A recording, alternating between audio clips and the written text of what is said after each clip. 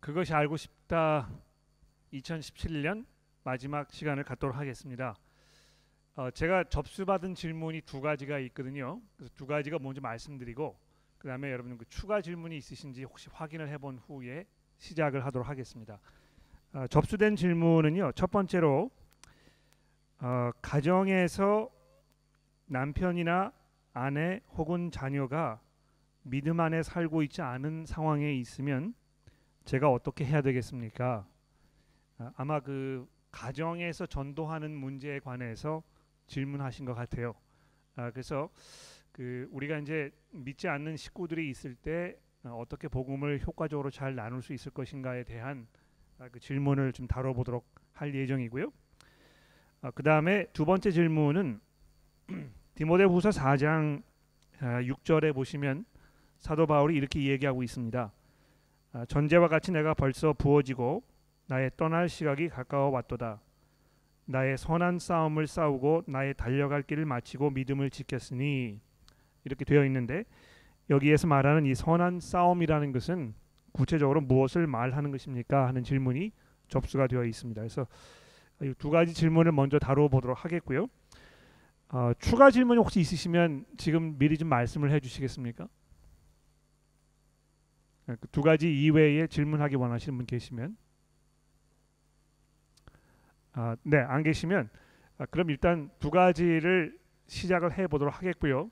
혹시 뭐 답을 들으시면서 추가로 질문이 생각이 나시면 그러면 한두 문제 정도 더 받아보도록 그렇게 하겠습니다.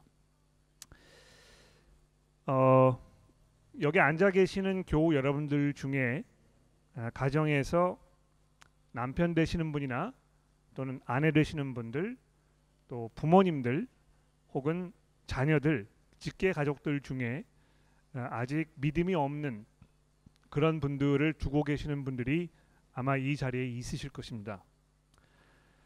우리가 그분들에 대해서 어떻게 할 것인가 이런 그 고민은 너무너무 중요하고 또 우리가 꼭 한번 깊이 생각해 봐야 할 그런 문제라고 생각을 합니다. 복음이 모든 사람을 위한 것입니다만 정말 특히 내가 소중하게 여기고 내 삶 속에서 하나님께서 그 선물로 주신 그 사람들에게 이 복음이 얼마나 필요한 것인가 이런 것에 대해서 제가 먼저 좀 말씀을 드려보려고 합니다. 여러분 함께 평생을 동반자로 지내셨던 배우자분이나 또는 여러분의 자녀분 중에 영원한 하나님의 심판 가운데에서 벗어나지 못하고 지옥에 가야 하는 그런 상황에 있다고 생각해 보십시오. 이것은 아마 우리 인생에 가장 가슴 아프고 가장 고통스럽고 가장 견디기 어려운 그런 짐이지 않을까 생각합니다. 어떤 면에서는 그 식구들에 대한 어떤 그 구원의 문제가 내 마음 속에 얼마만큼 짐이 되고 있는가 하는 그것이 이 복음에 대해서 내가 얼마나 잘 이해하고 있는가를 대변해 주는 그런 그 척도 중에 하나로 생각합니다. 정말 우리가 그 하나님의 그 진노하심과 영원한 심판과 이런 것을 우리가 성경적으로 잘 이해하고 있다면 우리 주변에 그 지인들은 물론이고 정말 내가 삶 속에서 소중하게 생각하시는 그런 분들을 보았을 때 우리가 정말 참기가 어려울 것입니다. 그렇지 않습니까? 그래서 그 예수께서도 말씀하셨지만 왜 이 잔이 내게서 지나가게 하옵소서 이렇게 예수님께서 그 땀방울이 마치 핏방울이 흐르는 것처럼 그렇게 처절하게 기도를 하셨겠습니까? 하나님의 그 진노하심이 얼마나 무서운지를 우리가 알아보려면 겟세마네 동산에서 기도하셨던 그 예수 그리스도 그분의 그 모습을 우리가 잠시 생각해 보아야 할 것입니다. 그런 점들을 생각해 보았을 때 그 주변에 뭐 이 친척분들은 물론이고 내 직계 가족에 아직 구원을 받지 못하신 그런 분들이 있다면 정말 우리가 이 문제를 심각하게 여기고 이것을 위해서 하나님께 기도하고 기회를 정말 우리가 만들어서 복음을 전해야 할 것입니다.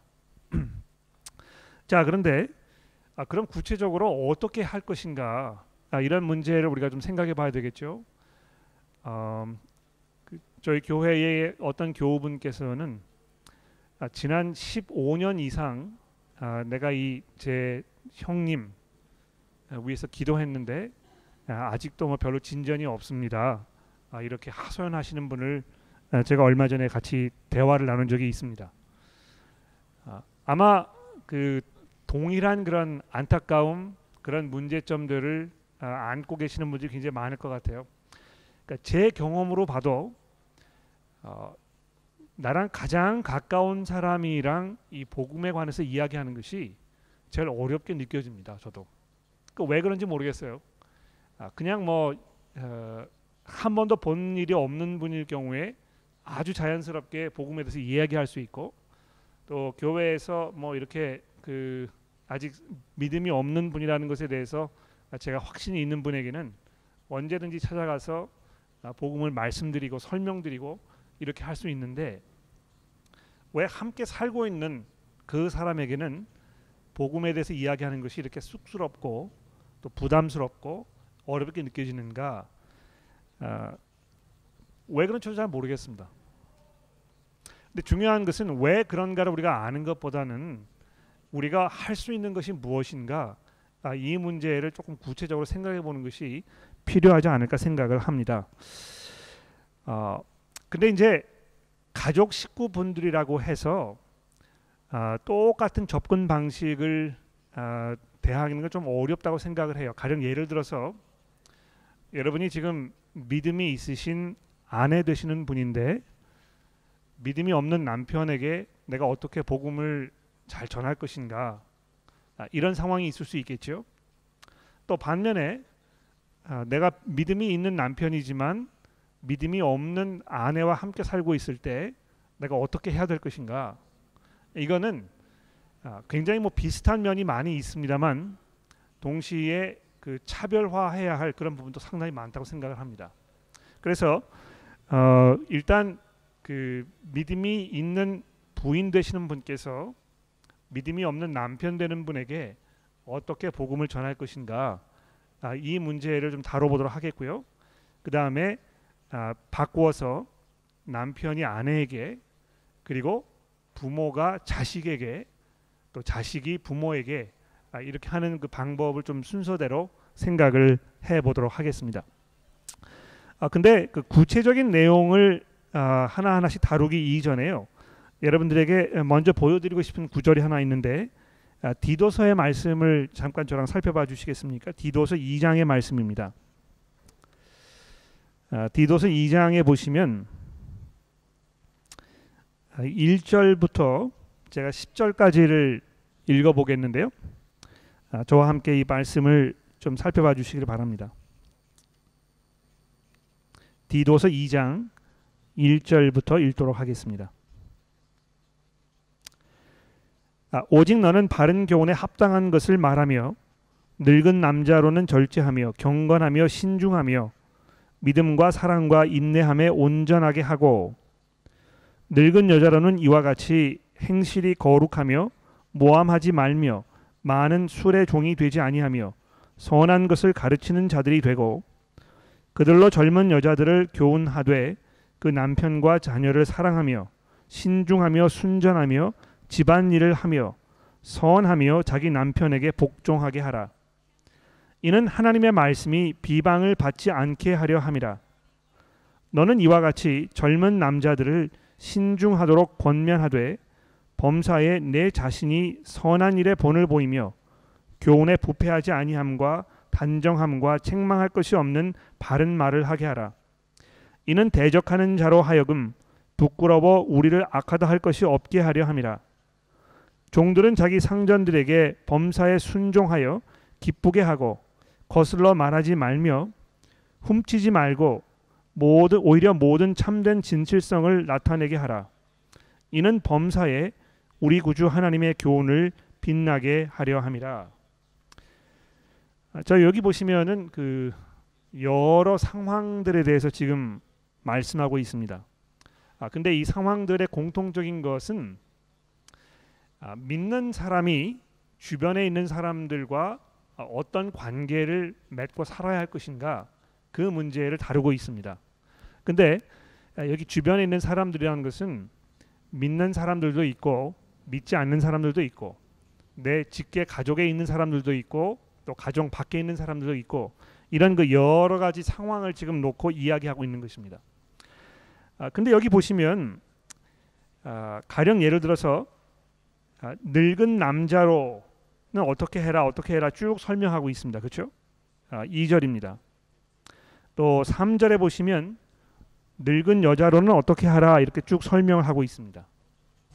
또 4절에 보시면 젊은 여자들에게는 무엇을 우리가 가르쳐야 하는지 이런 것을 이야기하고 있습니다.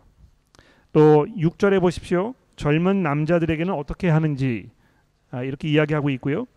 또 쭉 내려가서 9절에 보시면 종들은 상전에게 어떻게 대하여야 하는지 이렇게 설명을 하고 있는 것입니다. 자, 근데 이런 그 여러 가지 관계의 문제를 다루면서 그것을 총정리하는 한 가지 중요한 아이디어가 있다면 무엇이 되겠습니까? 1절의 말씀이죠. 오직 너는 바른 교훈에 합당한 것을 말하라 이렇게 되어 있습니다. 그러니까 그 하나님의 말씀이 우리에게 주고 있는 그 삶에 대해서 잘 가르치라는 것입니다. 그렇죠? 그러니까 그냥 멋대로 살지 말고 하나님의 말씀이 우리에게 무엇을 요구하고 있는지를 그 여러 종류의 사람들에게 잘 가르치라고 사도 바울이 디도에게 당부하고 있는 것입니다.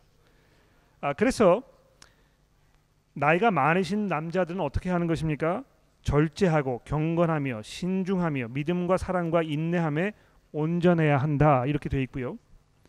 나이가 많으신 여자분은 어떻게 해야 되겠습니까? 행실이 거룩하며 모함하지 말며 많은 술에 종이 되지 아니하며 선한 것을 가르치는 사람이 되어야 한다는 것입니다. 또 젊은 여자들은 어떻습니까?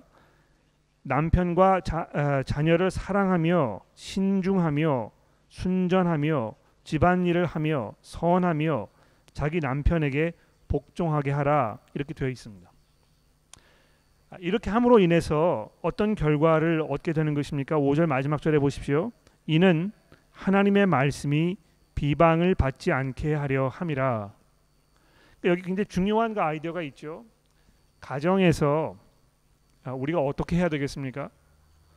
하나님의 말씀이 믿지 않는 사람들에게 비방을 받지 않도록 우리가 살아야 한다는 것입니다. 그래서 부인 되시는 분들은 남편에게 순종하고 또 남자들은 정말 절제하고 또 경건하고 신중하게 살 줄 알며 이런 그 경건의 훈련이 우리 삶 속에 꼭 필요하다는 것이죠. 또 여기 중요한 것은요. 10절 말씀해 보십시오. 여기 이제 그 종들이 상전을 어떻게 대해야 되는지에 대해서 이야기하면서 무슨 결론을 내리고 있습니까? 10절에 보시면 훔치지 말고 오히려 모든 참된 진실성을 나타내게 하라. 이는 범사에 우리 구주 하나님의 교훈을 빛나게 하려 함이라. 이렇게 되어 있는데 여기 그 빛나게 한다는 그 말은요. 이렇게 치장하는 걸 말하고 있는 것입니다. 예? 그래서 하나님에 대한 그 성경의 가르침이 아름답게 단장한 그런 그 고운 모습으로 사람들에게 드러나도록 종들이 상전을 대해야 한다는 것입니다. 그래서 우리가 이제 집에서 믿지 않는 남편을 두고 있을 때, 또 믿지 않는 아내를 두고 있을 때, 믿지 않는 부모님을 두고 있을 때, 또는 믿지 않는 자식을 두고 있을 때 우리가 뭘 해야 되겠습니까? 경건하게 사는 것입니다. 정말 그 신중하게 정말 의롭게, 정말 다른 사람들이 보았을 때 그 하나님의 그 교훈, 이것을 가리거나 여기에 욕되지 않도록 우리가 사는 것이 굉장히 중요하다는 것입니다. 자, 그걸 이제 바탕으로 해서요, 다음 구절을 제가 좀 보여드릴게요. 이건 이제 뭐 제가 성경을 읽을 때마다 굉장히 놀랍게 생각하는 구절입니다만, 베드로 전서에 있는 말씀을 잠깐 보시겠습니까? 베드로 전서 3장에 있는 말씀을 보십시오. 3장 1절에 굉장히 놀라운 말씀이 있습니다. 들어보십시오. 아내들아, 이와 같이 자기 남편에게 순종하라. 이는 혹 말씀을 순종하지 않는 자라도 말로 말미암지 않고 그 아내의 행실로 말미암아 구원을 받게 하려 함이니. 굉장히 놀라운 구절이죠, 그렇죠? 지금 여기 믿지 않는 남편을 두고 있는 아내분들에게 베드로 사도가 이야기하고 있습니다. 일반적으로 성경이 무슨 사실을 이야기하고 있습니까? 구원을 받는다는 것은요, 이 말을 통해서 하나님의 복음을 전해 듣고 그 전해 들은 복음이 마음속에서 강하게 작용하여 믿음이 생기고 회개하려는 마음이 생기고 이래서 그리스도께 돌아서는, 그것을 통해서 우리가 구원을 받게 됩니다. 그렇지 않습니까? 다른 방법이 없어요.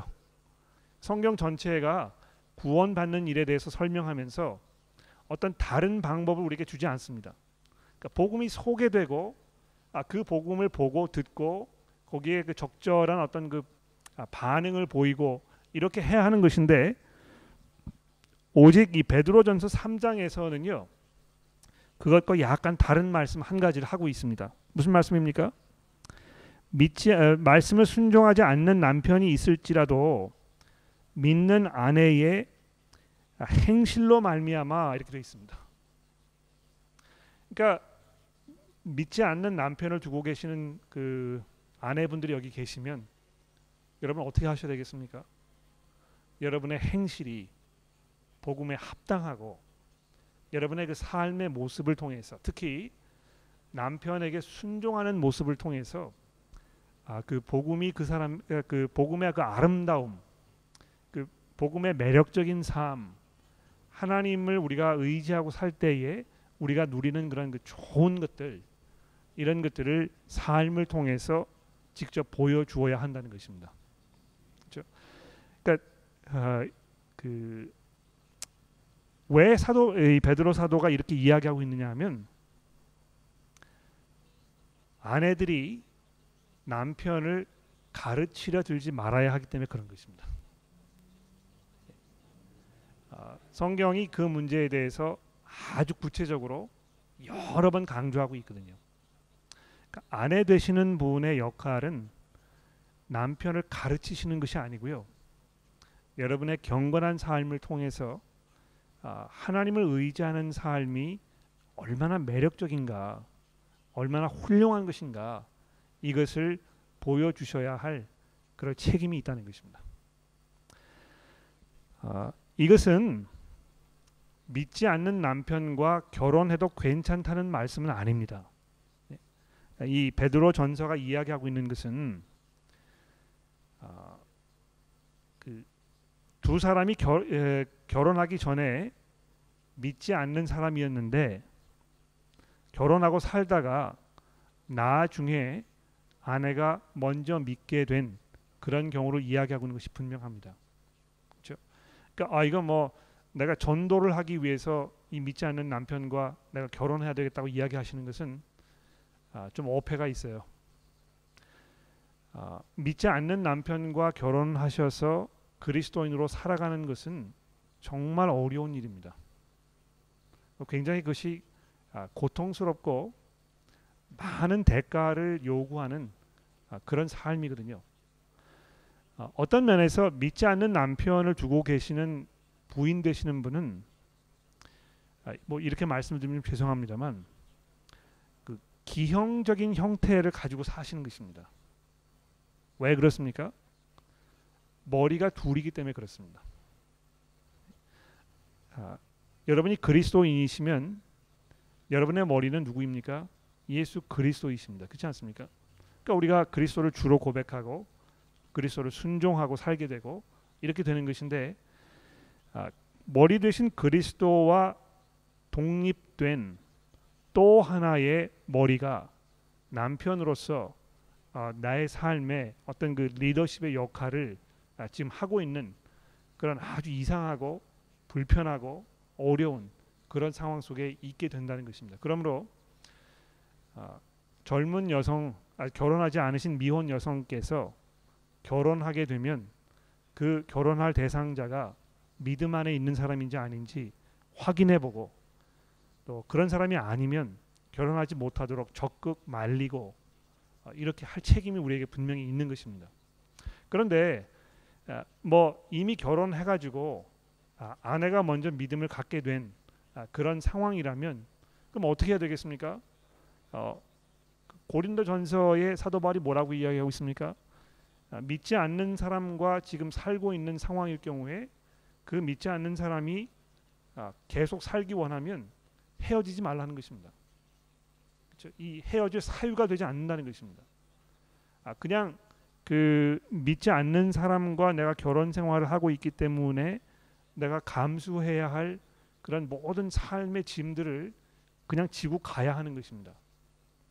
그런데 그렇게 하면서 베드로전서가 이 아내들에게 뭐라고 얘기하고 있습니까? 여러분들의 행실로 말미암아 남편이 구원을 받을 수 있도록 여러분이 경건하게 사십시오. 그 경건하게 산다고 해서 꼭 남편이 구원을 받을 수 있다고 약속하지는 않습니다. 그러나 남편이 구원을 받을 수 있는 길이 있다면 아내의 경건한 행실을 통해서라는 것입니다. 그렇죠? 그래서 그게 첫 번째가 되겠고요. 믿지 않는 아내를 두신 남편의 경우는 조금 상황이 다른 것 같아요. 왜냐하면 남편 되시는 여러분이 적극적으로 복음을 가지고 잘 설명해드리고 이렇게 할 수 있기 때문에 그렇습니다. 물론 남편 되시는 분도 삶 속에서, 가정에서 정말 그리스도께서 교회를 사랑하셨던 것처럼 아내 되는 분을 정말 사랑하고 헌신적으로 자기의 삶을 내어주고 이 복음의 그 매력적인 모습을 보여주고 이렇게 할 필요가 분명히 있습니다. 그러나 남편 되시는 분이 기억하셔야 될 것은, 성경 전체가 이야기하는 것은 그냥 일반적으로 선한 행실을 통해서 다른 사람이 그걸 보고 구원받지는 않는다는 것입니다. 그러니까 이 선한 행실을 보고 믿지 않는 사람들이 이 참 그 훌륭한 사람이다, 또는 굉장히 그 독특하고 또 매력적인 그런 삶을 살고 있는 것 같다, 이런 그 의구심을 가질 수 있을지 모르고, 또 그렇게 함으로 인해서 복음에 어떤 관심을 보일 수 있을지 모르지만 그것 자체로 믿지 않는 사람이 구원받게 되지는 않는다는 것입니다. 그러므로 믿지 않는 아내를 두고 계시는 남편께서 뭘 하셔야 되겠습니까? 여러분, 경건하게 사는 것과 덧붙여서 복음을 잘 설명하고 또 여러분이 믿는 바를 소개하고 이럴 책임이 있다는 것입니다. 반면에 믿지 않는 그 부모님을 두고 계신 경우는 어떻겠습니까? 똑같은 상황이 적용되는 것이죠. 성경에서는요, 자녀가 부모를 가르치는 것이 아니고 부모가 자녀를 가르치는 것이 올바른 삶의 순리입니다. 그렇지 않습니까? 그래서 그런 하나님께서 정해놓으신 어떤 그 삶의 질서를 뒤집어 엎지 말라는 것입니다. 이제 그런 면에서 그 믿지 않는 부모님을 두고 계실 경우에 여러분들이 정말 그 부모님 잘 공경해드리고 또 여러분이 경건하게 살고 이렇게 하면서 주변에 있는 다른 분들 통해서 복음이 전해질 수 있도록 이렇게 그 상황을 좀 만드시고, 그리고 부모님들이 여러분들에게 여러분이 가지고 계시는 믿음에 대해서 질문하시면 그때 복음을 잘 설명하시는 것입니다. 그러니까 그 아버지 어머니 좀 앉아 보세요. 제가 이걸 좀 꼭 설명을 드려야 되겠습니다. 뭐 지루하시더라도 한번 참고 좀 들어보세요. 이렇게 하지 마시고요. 그분들이 자발적으로 여러분이 가지고 계시는 믿음에 대해서 너 진짜 궁금하다. 너 왜 그렇게 하는 것이니? 네가 가지고 있는 그 믿음 또는 그 너가 살고 있는 그 삶의 어떤 그 취한 모든 선택들 왜 그렇게 하는 것인지 좀 설명을 좀 해달라. 이렇게 그 이야기하실 수 있는 상황과 여건을 여러분이 만드시는 것이 굉장히 중요하다는 것입니다. 그러니까 뭐 마구잡이식으로 그냥 막 이렇게 억지로 매기듯이 이렇게 하지 마시고요. 그분들 이렇게 좋은 상황과 여건을 마련하셔서 그분들 스스로 질문하실 수 있도록 하는 것이 굉장히 중요하다고 저는 그렇게 생각을 합니다. 마지막으로 믿음이 없는 자녀를 두고 계시는 분일 경우에 어떻게 해야 되겠습니까? 제가 이제 지금 우리 교회 교우분들에게 개인 기도 포인트를 이렇게 계속 받아서 기도하고 있는 중에 있는데요. 제가 예전에 어렴풋이 이걸 알고 있었습니다만 이번에 더 확실하게 제가 알게 되었고 또 어떤 면에서 굉장히 놀랍고 안타깝게 생각했던 것은 저희 교회 교우분들 중에 자녀들의 그 믿음 때문에 믿음이 없는 것 때문에 굉장히 고민하고 또 안타까워하고 이런 분들이 굉장히 많다는 것입니다. 그러니까 여러분의 자녀분들이 그런 상황에 있다면 그러면 어떻게 해야 되겠습니까? 몇 가지 상황을 제가 좀 말씀을 드려볼게요. 자녀들도 다 똑같은 자녀들이 아니고 연령층이 있지 않습니까? 그렇죠? 그러니까 초등학생 뭐 이하 이런 경우가 있을 것이고 그 다음에 하이스쿨 학생들이 있을 것이고 그 다음에 그 대학을 들어가는 연령 그 이상부터는 이제 성인입니다. 그렇죠? 그러니까 19세, 뭐 18세, 19세가 넘어가게 되면 그때부터는 18세든지 뭐 40세든지 부모의 입장에서는 동일한 성인으로 취급할 수밖에 없다는 것입니다. 그렇죠? 자, 그러면 좀 단계별로 생각을 해볼까요? 초등학교 이하의 연령층에 있는 자녀들이 자기가 믿음이 없다고 이야기하는 경우는 거의 없습니다. 거의 대부분 가정에서 부모의 신앙을 보고 부모님들의 꾸준한 기도를 받고 또 부모님들의 꾸준한 어떤 그 성경 읽기를 접해온 아이들은 교회 출석을 통해서 가정의 어떤 그 교육을 통해서 부모님들의 삶의 모습을 통해서 자연히 믿음을 갖게 되는 것이 대부분의 경우입니다. 그러므로 그 0살부터 12살 그 사이에 자녀를 두고 계시는 부모님들은 여러분들이 복음을 자녀들에게 가르칠 수 있는 최선의 그런 기회를 지금 가지고 계신 것입니다.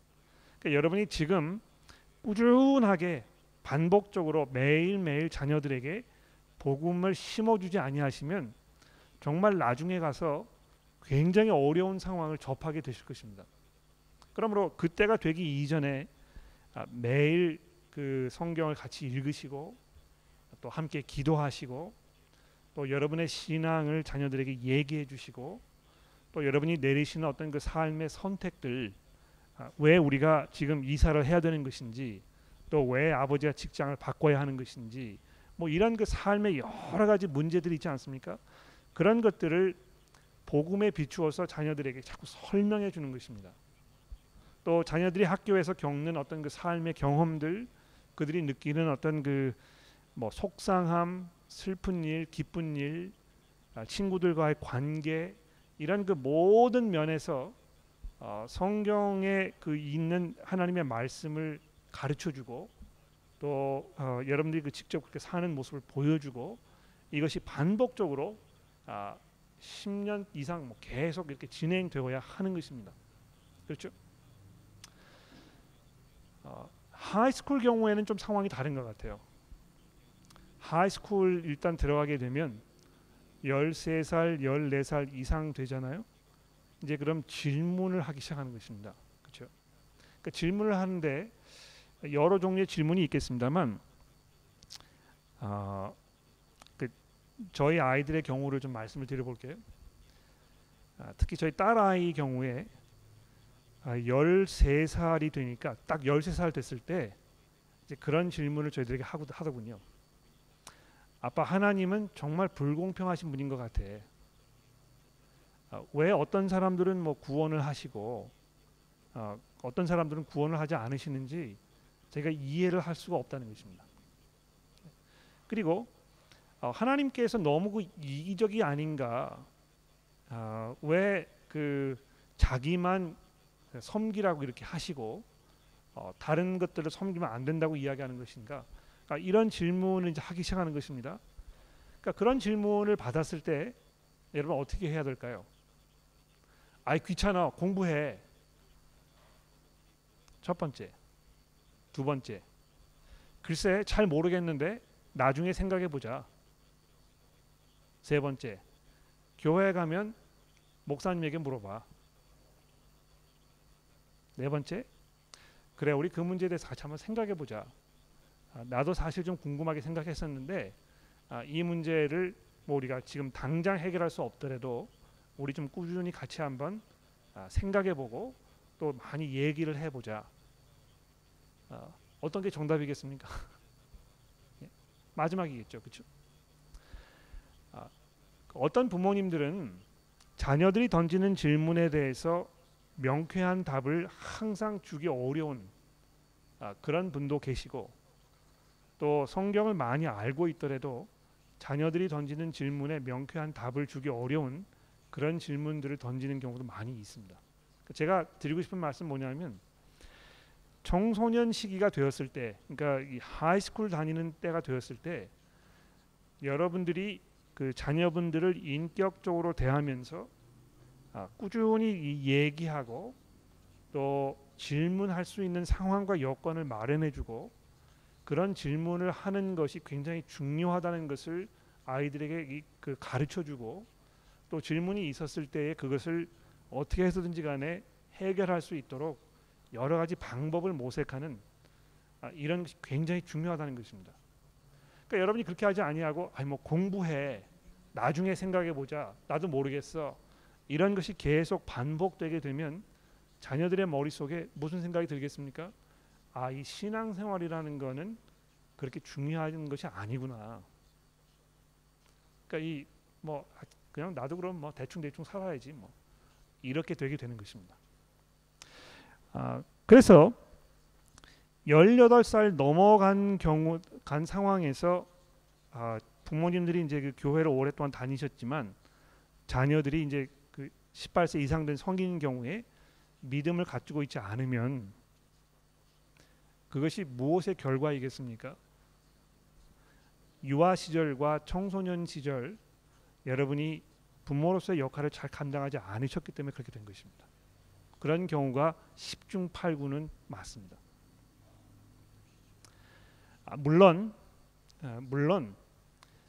제가 아는 그 제 동료 목사님들 중에도 또 경건하게 살고 있는 부모님들 중에도 그 자녀들이 태어나서부터 성인이 될 때까지 정말 열심히 위해서 기도하고 성경을 잘 가르치고 모든 것들을 뭐 할 수 있는 만큼 최선의 노력을 다 했는데도 불구하고 자녀들이 믿음에서 떠난 분들도 계십니다. 근데 이건 뭐 제가 통계를 내본 적은 없습니다만 제가 짐작하기는 그런 경우는 굉장히 극소수라고 생각을 해요.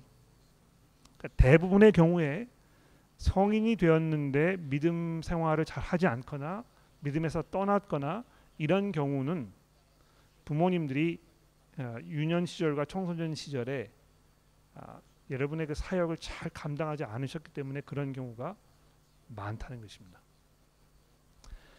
근데 뭐 이거 내가 왜 그렇게 했을까? 뭐 그 후회하고 또 어떤 자학하는 그러실 필요는 없습니다. 왜냐하면 그렇게 한다고 해서 문제가 해결될 것은 아니거든요. 그렇죠? 그러니까 우리가 뭘 해야 되겠습니까? 그 뭐 시작이 절반이라고요. 지금 이제 이런 상황에 와 있으니까 내가 이제 어떻게 할 것인가? 이 문제를 아마 심각하게 여러분 고민해 보셔야 할 것입니다. 어떻게 해야 되겠습니까? 일단 경건하게 사시는 것입니다. 또 정말 여러분이 이 그리스도의 복음을 소중하게 생각하고 그 복음이 여러분의 삶을 주장하고 지배하고 있다는 것을 자녀들이 볼 수 있도록 여러분이 사시는 것입니다. 그러니까 이미 성인이 된 그 어린이기 때문에요. 이제는 뭐 윽박지르거나 뭐 강제적으로 뭘 이렇게 하려고 하거나 그렇게 해서는 먹혀들이지 않는 그런 상황이 이제 이미 된 것입니다. 그러니까 어떤 면에서는 그 믿지 않는 남편을 두고 있는 아내나 또 믿지 않는 뭐 이 아내를 두고 있는 남편이나 이런 상황과 별반 다르지 않습니다. 그러니까 여러분이 부모님이시지만 이미 성인이 된 자녀이기 때문에 성인으로 인격적으로 대해주고 이제 자기 스스로 결정을 내릴 수 있도록 이렇게 뭐 상황과 여건을 마련해 주셔야 하는 것인데요. 그 자녀가 여러분의 지붕 아래 살고 있는 동안에는 꾸준히 그 여러분의 경건한 모습을 보여주시고 또 기회가 닿을 때마다 여러분이 가지고 있는 그 복음의 비밀 이것을 좀 설명하고 이렇게 되어야 할 것입니다.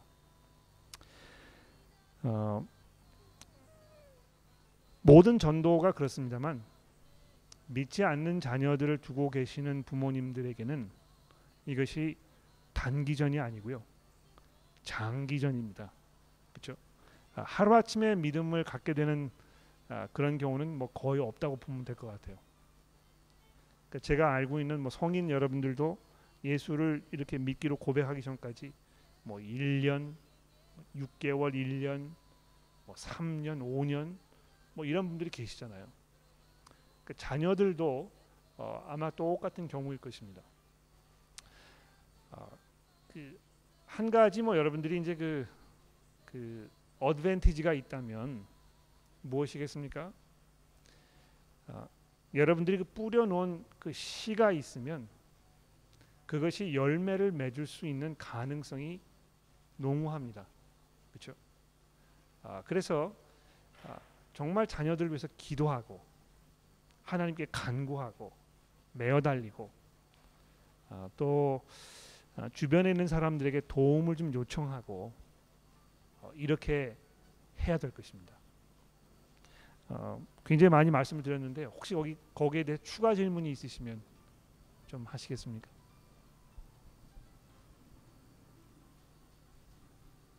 없으세요? 충분히 설명이 됐습니까? 시간이 다 됐는데요.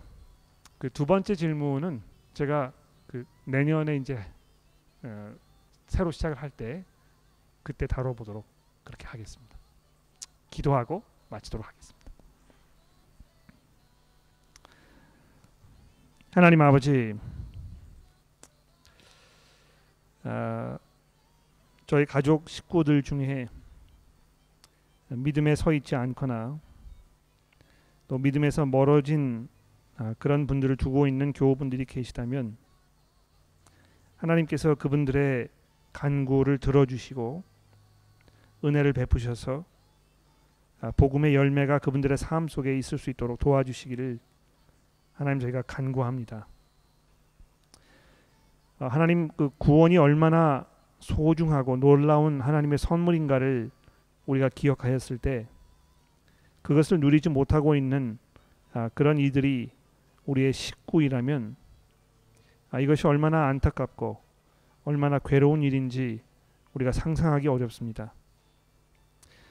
하나님 저희를 도와주셔서 정말 우리가 복음에 합당하게 살며 우리의 삶을 통해서 복음의 그 매력적인 모습들이 우리 식구분들에게 전해지게 하시고 하나님께서 정해놓으신 그 때에 하나님의 방법으로 우리의 사랑하는 배우자 여러분, 부모님 또 우리의 자식들이 그리스도께 돌아설 수 있는 그런 기회를 마련해 주시기를 우리의 구주이신 예수 그리스도의 이름으로 간절히 기도합니다. 아멘.